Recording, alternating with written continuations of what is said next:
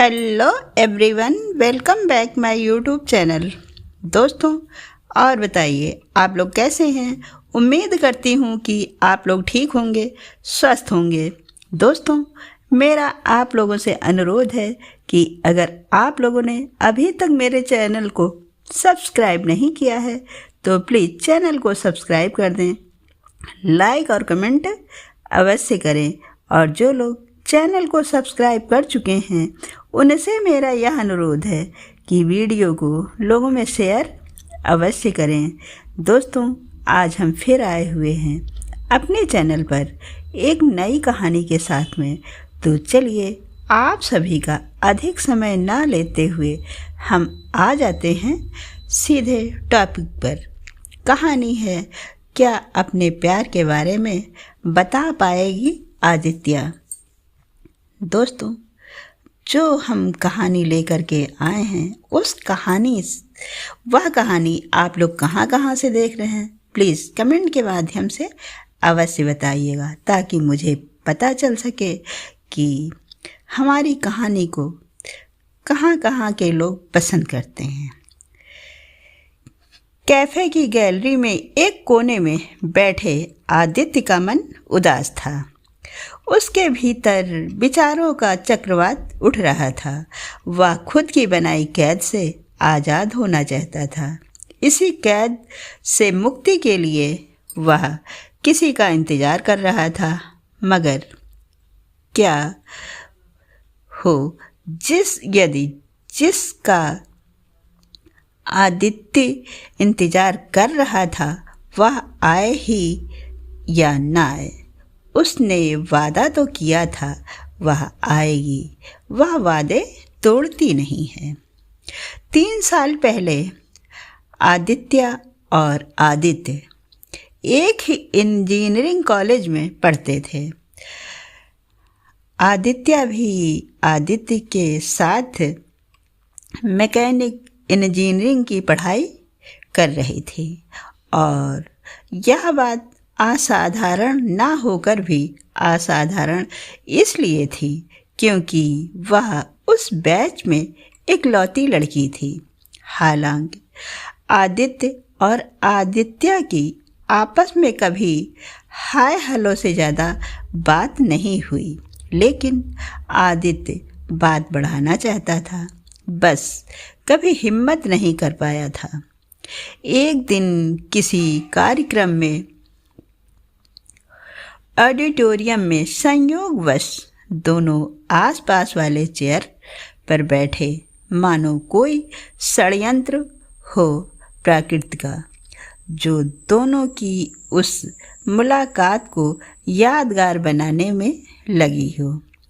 दोनों ने आपस में कुछ देर बात की, थोड़ी क्लास के बारे में तो थोड़ी कॉलेज और कॉलेज के लोगों के बारे में। फिर दोनों की मुलाकात सामान्य रूप से होने लगी थी। दोनों के बीच अच्छी दोस्ती हो गई थी, मगर फिर भी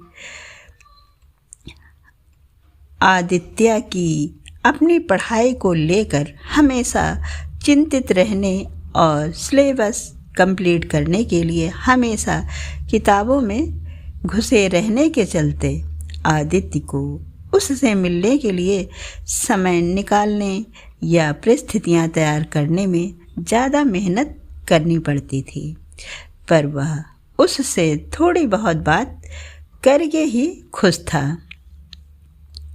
दोनों होते वक्त नारी सौंदर्य के प्रखर तेज पर आदित्य की दृष्टि ने भले गौर न किया हो, पर अब आदित्य का सौंदर्य उसे दिखने लगा था। कैसी सुंदर सुंदर बड़ी बड़ी आँखें, सघन घुंघरैले बाल और दिल लुभाने वाली मुस्कान थी उसकी। वह उस पर मोहित होने लगा था। शुरुआत में आदित्य की तारीफ करने में आदित्य को हिचक होती थी। उसे तारीफ करना ही नहीं आता था, मगर एक दिन बातों के दौरान उसे पता चला कि आदित्य खुद को सुंदर नहीं मानती, तब उसे आदित्य की तारीफ करने में कोई हिचक डर नहीं लगा। आदित्य अक्सर व्यस्त रहती, कभी किताबों में तो कभी लैब में पड़ी मशीनों में, हर समय कहीं ना कहीं उलझी रहती थी। कभी कभी तो उसे उसके व्यवहार में ऐसी नज़रअंदाजगी का भाव दिखता था कि आदित्य अपमानित सा महसूस करने लगा था। वह बातें भी ज़्यादा नहीं करती थी, केवल सवालों के जवाब देती थी।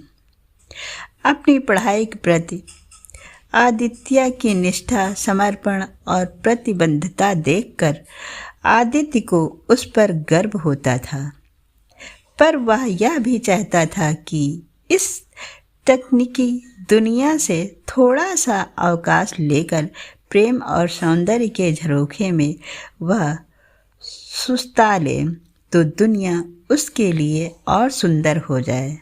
बहुत कम ऐसे मौके आए जब आदित्य को आदित्य में स्त्री चंचलता दिखी हो। वह स्त्री सुलभ सब बातें इठलाने इतराने से कोसों दूर रहा करती थी। आदित्य कहती थी उसे मोह, प्रेम या आकर्षण जैसी बातों में कोई दिलचस्पी नहीं, उसे बस अपने काम से प्यार है, वह शादी भी नहीं करेगी। अचानक ही आदित्य अपनी ख्यालों की दुनिया से बाहर निकला, अपने आप में खोया। आदित्य इस बात पर गौर ही नहीं कर पाया कि आसपास ठहाकों और बातचीतों का शोर कैफे में अब कम हो गया है। आदित्य ने घड़ी की ओर नज़र घुमाई तो देखा उसके आने का समय तो कब का निकल चुका है, मगर वह नहीं आई। आदित्य अपनी कुर्सी से उठ कैफे की सीढ़ियाँ उतर कर नीचे जाने लगा। जैसे ही आदित्य दरवाजे की ओर तेज कदमों से बढ़ने लगा, उसकी नज़र पास वाली टेबल पर पड़ी। सामने एक कपल बैठा था। उस कपल की हंसी ठिठोलियाँ आदित्य ने ऊपर गैलरी से भी देखी थी, लेकिन चेहरा नहीं देख पाया था। लड़का लड़की एक दूसरे से काफ़ी करीब बैठे थे। दोनों में से कोई कुछ नहीं बोल रहा था। लड़की ने आंखें बंद कर रखी थी, मानो अपने मधुरस लिप्त होठों को लड़के ने होठों की शुष्कता मिटा वहाँ मधुर स्रोत प्रतिष्ठित करने की स्वीकृति दे रही हो। आदित्य यह नज़ारा देख स्तंभ रह गया। उसे काटो तो खून नहीं, जैसे उसके मस्तिष्क ने शून्य ओढ़ लिया हो। उसे ध्यान नहीं रहा कब वह पास वाली अलमारी से टकरा गया और उस पर करीने से सजे कुछ बेशकीमती कांच के वर्तमान टूटकर बिखर गए। इस जोर की आवाज़ से वह कपल चौंक गया। वह लड़की जो उस लड़के के साथ थी कोई और नहीं बल्कि आदित्य ही थी। आदित्य ने आदित्य को देखा तो अचानक सकते में आ गई, एकदम खड़ी हो गई। उसे आदित्य के यहाँ होने की बिल्कुल उम्मीद नहीं थी। उसे समझ नहीं आया क्या करे। सारी समझ बेवक्त की बारिश में मिट्टी की तरह बह गई। बहुत मुश्किलों से उसके मुंह से सिर्फ एक अधमरा सा हेलो ही निकल पाया। आदित्य ने जवाब नहीं दिया। वह जवाब दे ही नहीं सका। माहौल की असहजता मिटाने की आशय से आदित्य ने उस लड़के से आदित्य का परिचय करवाने की कोशिश की।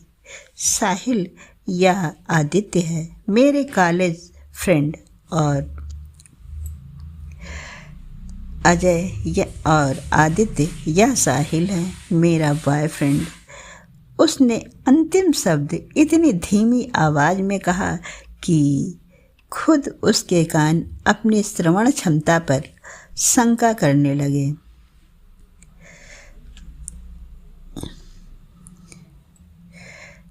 अभय ने क्रोध भरी आंखें आदित्य से फेर ली और तेजी से दरवाजे से बाहर निकल गया। आदित्य को कुछ समझ नहीं आया। उसने भौचक्के से बैठे साहिल को देखा, फिर दरवाजे से निकलते आदित्य को देखा और अगले ही पल साहिल से बिना कुछ बोले दरवाजे की ओर दौड़ गई। बाहर आकर आदित्य को आवाज़ लगाई। आदित्य ने चाह कर भी पता नहीं क्यों रुका नहीं। आधी रात को शहर की सुनसान सड़क पर हो रहे इस तमाशे के साक्षी सितारे थे। आदित्य पीछे मुड़ा और आदित्य के बोलने से पहले उस पर बरस पड़ा। मैंने हर पल तुम्हारी खुशियाँ चाही। आदित्य दिन रात सिर्फ यही सोचता था कि क्या करूं कि तुम्हें हंसा सकूं। तमाम कोशिशें की कि गंभीरता, कठोरता, जिद्दीपन को कम करके तुम्हारी ज़िंदगी में थोड़ी शरारता भरूं, मासूमियत के लिए जगह बना सकूं। तुम्हें मझधार के थपेड़ों से बचाने के लिए मैं खुद तुम्हारे लिए किनारा चाहता था, मगर मैं हार गया। तुम दूसरों के साथ हंसती खिलखिलाती हो, बातें करती हो, फिर मेरे साथ यह भेदभाव क्यों? तकलीफ तो इस बात की है कि जब तुम्हें किनारा मिल गया तो मुझे बताना भी ज़रूरी नहीं समझा। तुमने क्यों? आदित्य अपराधी भाव से कहने लगी, मैं तुम्हें सब बताने वाली थी। तुम्हें ढेर सारा थैंक यू कहना चाहती थी।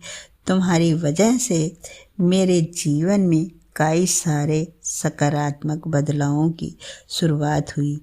तुम मुझे कितने अजीज हो, कैसे बताऊं तुम्हें? तुम तो जानते हो ही कि मैं ऐसी ही हूँ। आदित्य का बोलना जारी था। तुमने कहा मैं दूसरों के साथ हंसती खिलखिलाती हूँ, खूब बातें करती हूँ, मतलब छिपकर। मेरी जासूसी बड़ी देर से चल रही है। हाँ, बदलाव हुआ है। दरअसल कई बदलाव हुए हैं। अब मैं पहले की तरह खड़ा क्यों नहीं जिंदगी के हर पल को मुस्कुराकर जीना सीख लिया है। मैंने तुम्हारा बड़ा हाथ है इसमें, थैंक यू फॉर दैट। और तुम भी यह महसूस करोगे मुझसे अब बात करके, अगर मूड ठीक हो गया हो तो। अब वह मुस्कराने लगी। आदित्य बिल्कुल शांत खड़ा था, कुछ नहीं बोला। आदित्य को कुछ ना कहते देख आदित्य गंभीर हो गई। कहने लगी, तुम्हें तो खुश होना चाहिए। तुम मेरे निराश जीवन में प्यार की मिठास घोलना चाहते थे, तो अपनी ही इच्छा पूरी होने पर इतने परेशान क्यों हो गए? मुझे साहिल के साथ देखकर इतना असहज क्यों हो गए? मेरे खिलाफ खुद ही बेवजह की बेतुकी बातें बना ली और मुझसे झगड़ रहे हो कहीं?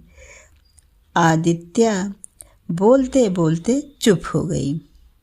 इतना सुनकर भी आदित्य चुप ही रहा। आदित्य ने आदित्य को चुप देखकर एक लंबी सांस लेते हुए कहा, तुमने बहुत देर कर दी आदित्य। यह सुनकर उसके पूरे शरीर में सिरहन दौड़ गई। हृदय एक अजीब परंतु परिपूर्ण आनंद से भर गया। उसका मस्तिष्क सारे विपरीत ख्यालों की सफाई कर बिल्कुल हल्का हो गया। तुमने बहुत देर कर दी आदित्य। इस बात से अब वह उम्मीद टूट चुकी थी जिसे उसने कब से बांधे रखा था। लेकिन जो आदित्य ने कहा वह सच भी तो था।